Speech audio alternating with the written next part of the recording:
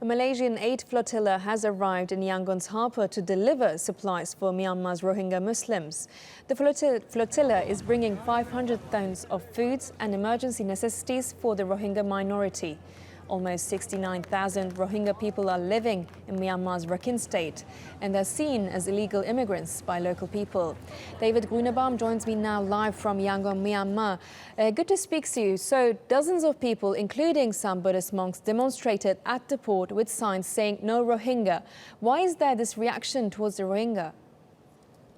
Yeah, well, these are nationalists who refuse to identify the Rohingya, as you said, by that name. They call them Bengali to imply that they are illegal interlopers from Bangladesh, although many of the Rohingyas have been in Myanmar for generations. Now, these demonstrators said they're not against this aid being distributed.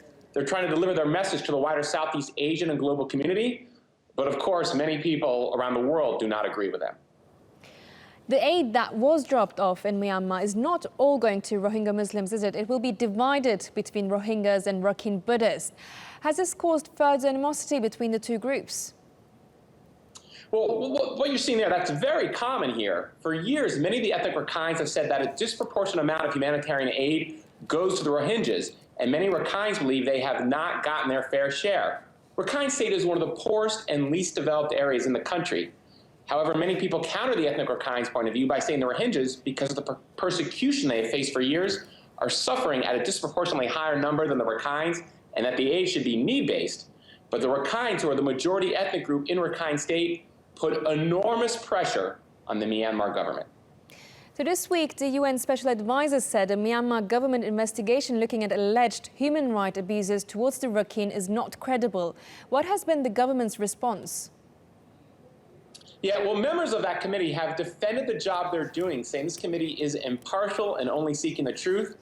But ever since that committee was created in December, some human rights activists have said it's biased because it's led by a former army general, and of course it's investigating the security forces.